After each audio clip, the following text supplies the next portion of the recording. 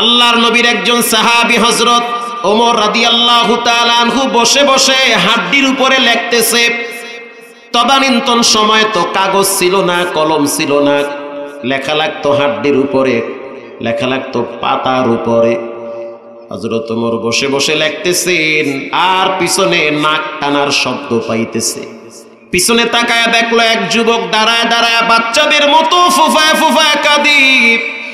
হযরত ওমর আশ্চর্য হয়ে গেল, প্রশ্ন করল, মা ইবুকি কায়া শাবাব, কি হয়েছে, কেন কাঁদো? চোখের পানি আর নাকের পানি একাকার হয়ে গেছে। যুবক বলতে আছে, ওমর শুনে নাও, আল্লাহর নবীর সোহবতে যাওয়ার পরে তুমি তো আল্লাহর নবীর কাছে সবচেয়ে দামি হয়ে গেছো। কেমন দামি? রাসূল বলেছেন, লাউ কানা বাদি নাবিয়্যান লাকানা উমর, নবীর পরে কেউ যদি নবী হইতো আল্লাহ পাক হযরত ওমরকেই নবী বানায় দিত। তুমি তো ওই ব্যক্তি। শুধু তাই না, তুমি যেই রাস্তা দিয়ে হাঁটো শয়তান ওই রাস্তা ছেড়ে দিয়ে অন্য রাস্তা মাপে। আল্লাহু আকবার। শুধু তাই না, আসাদ্দুহুম ফি আমরিল্লাহি উমর, দিনের ব্যাপারে শরীয়তের ব্যাপারে তুমি শক্ত দিলের মানুষ, কোনো অন্যায় তোমার বরদাস্ত হয় না। তোমার সন্তানও যদি অপরাধ করে তুমি পারো না তারে ধরে মাটিতে গেড়ে ফেলতে। আল্লাহু আকবার। তুমি শক্ত দিলের অধিকারী, অন্য অন্য বাবার মতো তুমি পুসপুস করো না। সন্তান যদি অপরাধ করে তোমার আইন আল্লাহর আইনের একেবারে সমান সমান, কোনো বেশ কম নাই। হযরত ওমর বলতে আছে, তুমি কেন কাঁদো? যুবক বলতে আছে, ওমর এমন একটা অপরাধ করছি যে অপরাধের কারণে দিলটা ভেঙ্গে তছনছ হয়ে গেছে, চুরমার হয়ে গেছে। এমন একটা পাপ করছি যেই পাপের কারণে ঘুমাইতেও পারি না, খাইতেও পারি না। এমন একটা অপরাধ করেছি যেই পাপের কারণে রাস্তা দিয়ে হাঁটলে ভয় লাগে, না জানি মাটি আমাকে ভিতরে নিয়ে যায়। এমন একটা অপরাধ করছি ভয় লাগে ঘুমাইতে, না জানি চুলার আগুন আইসা আমার ঘর পুড়ে আমার দেহটা পুড়ে ফেলে। বিশ্বাস করেন পৃথিবীতে এমন একটা বস্তু নাই যেই বস্তুটা রবের কথা মানে না। আগুনও কার কথা শোনে? এই যে আমেরিকার দিকে তাকায় দেখেন, আমেরিকার একটা অঙ্গরাজ্যের নাম হলো ক্যালিফোর্নিয়া। এই ক্যালিফোর্নিয়া সবচেয়ে উন্নত একটা এলাকা। আমেরিকার সবচেয়ে ধনাঢ্য ব্যক্তিরা ওই এলাকায় থাকতে স্বাচ্ছন্দ্য ফিল করে। এমন ভাবে আগুন লাগছে এটাকে নিয়ন্ত্রণ করতে পারে না। পানি মারলে তো আগুন নিভে যায়, কিন্তু আশ্চর্য বিষয়, বিমান থেকে যখন পানি মারা হয় বিমান বাহিনী বলে আমরা মারি পানি, কিন্তু দেখতে পাই পানি বের হয় না, বের হয় আগুন। তাহলে বুঝতে হবে পৃথিবীতে যা কিছু আছে সবাই একজনের হুকুম মানে, তিনি হলেন কে? এই আমেরিকার ইশারায় ফিলিস্তিনের মুসলমানদের বাড়িঘর জ্বালিয়ে দেওয়া হয়েছে। এই আমেরিকার অস্ত্রের গরম, টাকার গরম, ক্ষমতার গরমে বাইতুল মুকাদ্দাসকে তছনছ করে দেওয়া হয়েছে। আজ রব্বুল আলামিন বিনা অস্ত্রে, বিনা বোমে, বিনা টাকায় ওই দেশটাকে মুহূর্তের ভিতরে আগুনে পুড়ে তছনছ করে দিয়েছে। বলেন এই শক্তি পৃথিবীর কারো হতে পারে না, এই শক্তি একজনের, তিনি হলেন কে? প্রিয় ভাইরা আমার, যুবক এবার বলতে আছে, ওমর শুনে নাও, এমন একটা পাপ করছি যেই পাপের কারণে আমি ঘুমাইতে পারি না, কারণ ঘুমাইতে গেলে ভয় লাগে, না জানি চুলার আগুন আইসা আমারে পুইরা ফেলায়। এমন একটা অপরাধ করছি রাস্তা দিয়ে হাঁটতে গেলে মনে হয় গাছপালা আমারে ধিক্কার দেয়, তুই তো না ফারমান, কেন অপরাধ করলি?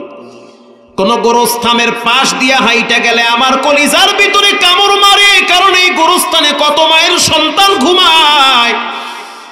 হযরত ওমর বলতে আছে, টেনশনের কারণ নাই, ঠান্ডা হও, চলো তোমারে নিয়ে নবীর দরবারে যাব। হযরত ওমর রাদিয়াল্লাহু তাআলা আনহু যুবকেরা হাত ধরে নবীর দরবারে নিয়ে গেছে। আল্লাহর হাবিবের দরবারে যখন হযরত ওমর দাঁড়ায় গেল, আল্লাহর হাবিব তাকায় দেখলো ওমরের চোখের পানি বায়া বায়া দাড়ি ভিজে, জামা ভিজতেছে। আল্লাহু আকবার। আল্লাহর রাসূল প্রশ্ন করল, মা ইবুকি কায়া উমর, কেন কাঁদো, কি হয়েছে, কাঁদতেছো কেন? হযরত ওমর রাদিয়াল্লাহু তাআলা আনহু বলে, আমিরুল মুমিনিন। হযরত ওমর বলে, ওগো আল্লাহর হাবিব, আমি কাঁদি না, এক যুবক আমার কলিজাটা ভেঙ্গে তছনছ করে দিয়েছে, চুরমার করে দিয়েছে। আল্লাহর হাবিব বলল, ডাকো এই যুবককে সামনে। এবার যুবক আল্লাহর হাবিবের সামনে দাঁড়ায় গেল।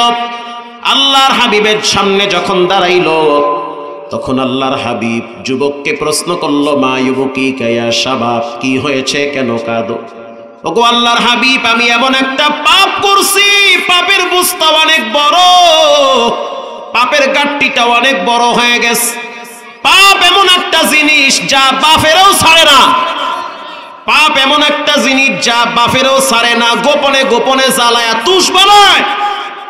কোন যুবক যদি কোন যুবতী মেয়ের সরলতা পাইয়া ওড়না ধরে টান দেয়, কোন যুবক যদি কোন যুবতী মেয়েকে প্রেমের জাল বিস্তার করে সেখানে ফালায়া ওড়না ধরে টান দেয়, সেই যুবক যেন লিখে রাখে 30 বছর পরে হলো এই শাস্তি তার পাওয়া লাগবে। কথা ঠিক না বেঠিক? চোখের সামনে দেখবে নিজের মেয়ের সাথে আরেকজন অপকর্ম করে, শুনবে, দেখবে, বলতে পারবে না, কারণ তার দ্বারা আরেকটা মেয়ে নিরাপদ থাকে নাই, তার দ্বারা আরেকটা মেয়ের সতীত্ব নষ্ট হয়েছে। কথা ঠিক না বেঠিক? কুল্লু নাফসিম বিমা কাসাবাত রহিনা। আল্লাহ পাক স্পষ্ট কোরআনে বলেছেন, কোরআনের কথা অবিশ্বাস করার কোনো সুযোগ আছে? নাই, সুযোগ নাই। আল্লাহ পাক বলেন, কেউ যদি গোপনেও পাপ করে এই শাস্তি তার পাওয়া লাগবে। তবে হ্যাঁ, আল্লাহ পাক তো অতি দয়ালু, দয়াশীল, বড় মায়া। এজন্য আল্লাহ পাক বাঁচানোর জন্য বান্দাকে একটা অপশন বের করে দিয়েছে, হ্যাঁ, তুমি যদি গোপনে আমার কাছে তওবা করো, ক্ষমা চাও, আর যদি বলো আমি অতীতে যা করছি আর সামনে পাপ করব না, রাসূল বলেছেন, তাইবু মিনাজ যামবি কামাল্লা যামবালা, তওবা করার সাথে সাথে পিছনের সব গুনাহ আল্লাহ ডিলিট করে দেয়। হযরত ওমর রাদিয়াল্লাহু তাআলা আনহু বলেন, ওগো আল্লাহর হাবিব, যুবকের কান্নার আওয়াজে আমার চোখের পানি বের হয়েছে, আমার শক্ত দিল নরম হয়ে গেছে। আল্লাহর রাসূল বলল, যুবক কেন কাঁদো, কি হয়েছে? বলে, পাপের গাঁটটি অনেক বড় হয়ে গেছে। রাসূলুল্লাহ বলল, কি এমন পাপ করলাম? যুবক বলতে আছে, আল্লাহর হাবিব, আমার একটা গোপন পাপ সম্পর্কে পৃথিবীর কোনো মানুষ জানে না। সবাই জানে আমি ভালো মানুষ, কিন্তু ভালোর আড়ালে একটা খারাপ চরিত্র আছে না নাই? সবাই জানে আমি ভালো মানুষ, বাবা মা মনে করছে আমার ছেলেটা পবিত্র ছেলে, ছেলের ভিতরে কোনো রকমের অপরাধ নাই। ওগো আল্লাহর নবী, কিন্তু আমি গোপনে গোপনে একটা অপরাধ কইরা ফেলাইছি। আল্লাহর হাবিব বলেন, কি অপরাধ করলা বলো? তোমার অপরাধ কি আসমানের চেয়েও বড়? বলে, হ্যাঁ, আসমানের চেয়েও বড়। তোমার পাপ কি সমুদ্রের চেয়েও বড়? বলে, হ্যাঁ, সমুদ্রের চেয়েও বড়। রাসূল বলেছেন, তোমার পাপ কি আল্লাহর রহমতের চেয়েও বড়?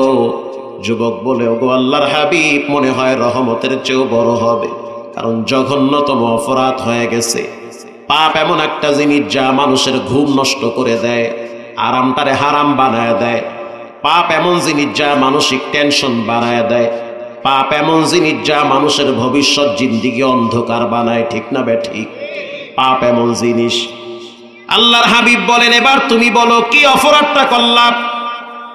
এবার যুবক বলতে আছে, আল্লাহর হাবিব, আমার একটা গোপন অপরাধ হলো, কোনো মানুষ যখন মারা যাইতো, মারা যাওয়ার পরে লাশ যখন কবরে রাখতো, আমি গোপনে সেই কবরের কিনারায় যাইতাম, যাওয়ার পরে কবর খনন করে লাশ বের করতাম।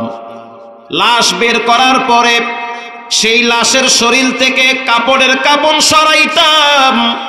সেই কাপড়ের কাপড় বাজারে নিয়ে আরেক চোরার কাছে বিক্রি করতাম। আর ওই লাশটাকে উলঙ্গ কইরা মাটির ভিতরে চাপা মাটি দিয়া চলে আসতাম।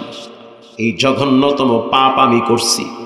গো আল্লাহর হাবিব, এটা করে ক্ষান্ত হই নাই। ঘটনার চক্রে একদিন শুনতে পাইলাম মদিনার এক আনসারী সুন্দরী রূপসী নারী মৃত্যুবরণ করেছে, ইন্তেকাল করেছে। এই সংবাদ পাওয়ার পর আমি গোপনে চলে গেলাম সেই কবরের কিনারায়। কবরের কিনারায় যাওয়ার পরে গোপনে আমি কবর খনন করলাম। কবর খনন করার পরে লাশ ওখান থেকে বের করলাম। লাশ বের করার পরে আমি কাপনের কাপন শরীর থেকে আলাদা করছি, মেয়েটাকে আমি বিবস্ত্র কইরা ফেলাইছি, উলঙ্গ বানাইয়া মেয়েটার শরীর থেকে কাপন যখন সরাইলাম, শুধু তাই না, তখন আমার ভিতরে নফসে আম্মারা জাগ্রত হয়েছে, খাহেসাত বেড়ে গেছে, আমার ভিতরে এমন একটা লোভ জাগ্রত হয়েছে, শয়তান আইসা আমার উপরে প্রভাব বিস্তার করেছে। তখন আমি ওই মেয়েটার সাথে জিনা করার জন্য ব্যস্ত হয়ে গেলাম। মৃত নারীর সাথে আমি নিজে অপকর্ম করেছি, খারাপ কাজ করেছি। খারাপ কাজ করার পরে কাপনের কাপড় নিয়ে যখন আমি যাইতেছিলাম, আল্লাহ তাআলা মেয়েটার জবান খুলে দিয়েছে। আল্লাহু আকবার। মেয়েটা চিৎকার মেরে বলতেছে, যুবক কোন জায়গায় হাত দিলি? আমি একজন সহজ সরল নারী, আবার মৃত নারী, আবার আমার দেহ থেকে কাপনের কাপন সরাইলি, কাপনের কাপন সরাবার পর ক্ষান্ত হও নাই, আবার আমার সাথে জিনা করলি, নাপাক লাগাইলি, আমারে অপবিত্র কেন বানাইলি? কিয়ামতের ময়দানে কোন চেহারা নিয়ে তুমি রবের সামনে দাঁড়াবা? যুবক মনে রাখবা, যেই জায়গায় আমার সময় রাখছে, এরকম একটা জায়গা তোমার জন্য অপেক্ষা করতেছে। এটা বলার পরে আমার কলিজা শুকায় গেছে। কি শুনলাম, জীবনে কল্পনা করতে পারি নাই মৃত ব্যক্তি কথা বলতে পারে। বান্দা চাইলে পারে না, জানতে চাই রব চাইলে পারে কি পারে না? রব চাইছে তো কথা বলছে। সব বাদ দিলাম, রাজারবাগ পুলিশ লাইনে এখনো সেই পুলিশ চাকরি করে যে কিনা আমার মসজিদে জুমা পড়ে। আমি তো জুমা পড়াই মতিঝিলে, তো সেখানে এমন একজন পুলিশ দেখছি যার মুখে দাড়ি, মাথায় পাগড়ি, চেহারা সুন্দর। এই ড্রেস কেমনে পাইলেন, কোথায় পাইছেন? বলে আল্লাহ হেদায়েত দিছে। আবার চোখের সামনে ডিউটিরত অবস্থায় 7 তলার অ্যাপার্টমেন্ট থেকে একটা বাচ্চা পড়ে গেছে। ওই বাচ্চা পড়ার পরে আবার দেখলাম বাচ্চা দাঁড়ায়া হাঁটা শুরু করছে। এই দৃশ্য দেখার পরে বুঝলাম যে আল্লাহ এই 4 বছরের বাচ্চাটারে 7 তলার অ্যাপার্টমেন্ট থেকে ফালাইয়া হাঁটাইতে পারে, ওই রব মৃত্যু দেওয়ার পরে বাড়ির পিছনে কবরে, বাঁশবাগানে শাস্তিও দিতে পারে। এই দৃশ্য দেখার পরে আমি পরিবর্তন হয়ে গেছি, সিদ্ধান্ত নিছি প্রয়োজনে ভ্যান চালায় খাবো, ভিক্ষা করে খাবো, তারপরও জনগণের 1 টাকা হারাম পকেটে ঢুকাবো না। বলেন হেদায়েতের মালিক কে?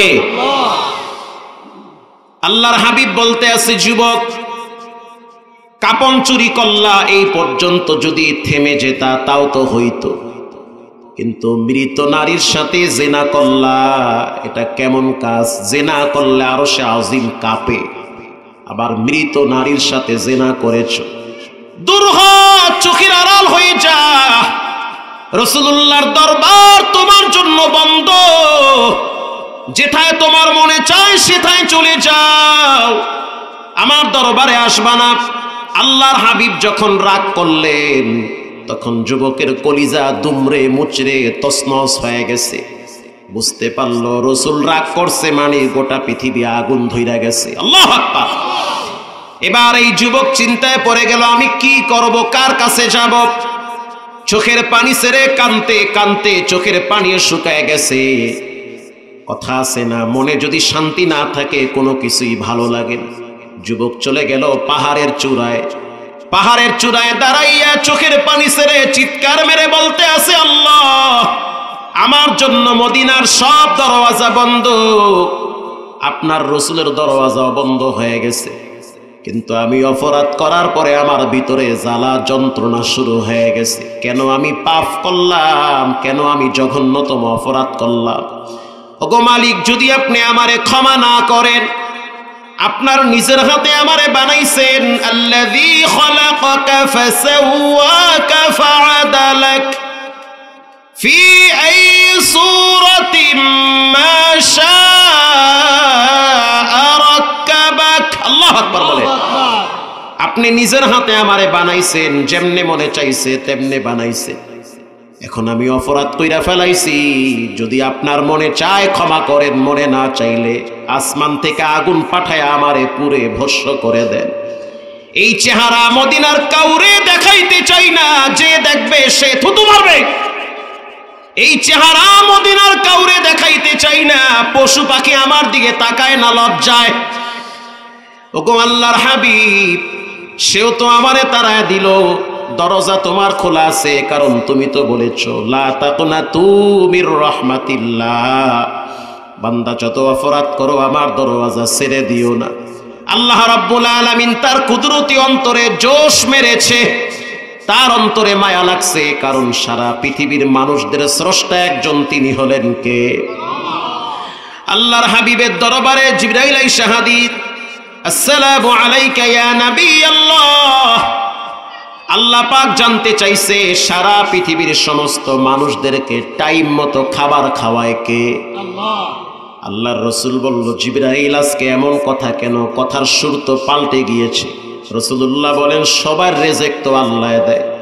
সমুদ্রের একটা ক্ষুদ্র প্রাণীও যদি ক্ষুধার যন্ত্রণায় চিৎকার মারে, সেই খাবারটাও টাইম মতো পৌঁছায়া দেয় কে? আল্লাহ। এবার জিবরাইল বলতে আছে, আল্লাহর হাবিব, সারা পৃথিবীর সমস্ত মানব দানবের স্রষ্টাকে আল্লাহ পাক জানতে চাইছে আপনার মুখ থেকে। আল্লাহর রাসূল বলেন, সারা পৃথিবীর সমস্ত মানব জাতির সৃষ্টিকর্তা একজন, তিনি হলেন কে? ওগো আল্লাহর হাবিব, রব্বুল আলামিন কোরআনের আয়াত নাজিল করছে, ওয়াল্লাযীনা ইযা ফাআলু ফাহিশাতান আও যালামু আনফুসাহুম যাকারুল্লাহ। আল্লাহু আকবার। ওগো আল্লাহর হাবিব, কেউ যদি ফায়সা কাজ করে, খারাপ কাজ করে, অপরাধ করে, জঘন্যতম পাপে লিপ্ত হয়, والذين إذا فعلوا فاحشة أو ظلموا أنفسهم ذكروا الله। অপরাধ করার পরে সে যদি আল্লাহরে স্মরণ করে, অপরাধ করার পরে সে যদি নীরবে বলে, আয় আল্লাহ আমি অপরাধ করেছি, দরজা তো তোমারটা খোলা, বাকি দরওয়াজা বন্ধ হয়ে গেছে। বাসায় গেলে বাচ্চার হাতে যখন চকলেট দেন, বাচ্চা খুশি। আমি যখন আমার বাচ্চার হাতে একটা চকলেট ধরায় দিই, বাচ্চা খুশি, গলা জড়ায় ধইরা বলে, আব্বু তোমার মতো ভালো কেউ নেই। তখন চিন্তায় পড়ে যাই, বাচ্চা তো জানে না বাপ গোপনে কত পাপ করছি। বাচ্চায় যদি জানতো আমার বাবা গুনাহগার, তাহলে কোনোদিন বাচ্চা আমারে বাপ বইলা ডাকতো না। কথা ঠিক না বেঠিক? গোপনে, নীরবে, আড়ালে কত রকমের পাপে লিপ্ত হয়েছেন, পৃথিবীর কেউ যেটা দেখে নাই। আলাম ইয়ালাম বিআন্নাল্লাহা ইয়ারা, সেটা দেখছেন একজন, তিনি হলেন কে? আল্লাহ। হে যুবক, দরজা জানলা লাগাইয়া মোবাইলের দিকে তাকাইয়া আছেন আপনি, আর আপনার দিকে তাকাইয়া আছে আপনার আল্লাহ। আপনি তাকাইয়া আছেন মোবাইলের দিকে, আর আপনার রব তাকাইয়া আছে আপনার দিকে। এই যে গত ৫-৬ দিন আগে আমাদের চোখের সামনে দেখলাম অ্যাম্বুলেন্সের ভিতরে ৩ যুবক বসা, ৩ জন যুবক বসা, সেখানে একজন অসুস্থ ব্যক্তি ছিল, ৪ জন মোট ছিল। কিন্তু আশ্চর্য বিষয় হলো, কল্পনাই করতে পারে নাই যে অ্যাম্বুলেন্সের ভিতরে আগুন লাগবে। এই সাভার রেডিও কলোনিতে আমাদের 2 গাড়ির সামনে তাকায় দেখলাম হঠাৎ একটা গাড়িতে আগুন লাগছে। কয়েকবার চিৎকারের আওয়াজ পাইছি, বাঁচাও বাঁচাও। কে বাঁচাবে? যার যার মতো চলতেছে, পানি মারলো আগুন নিবে না, গ্যাসের আগুন। মুহূর্তের ভিতরে দেখলাম লাশ পুইরা কয়লা হয়ে গেছে।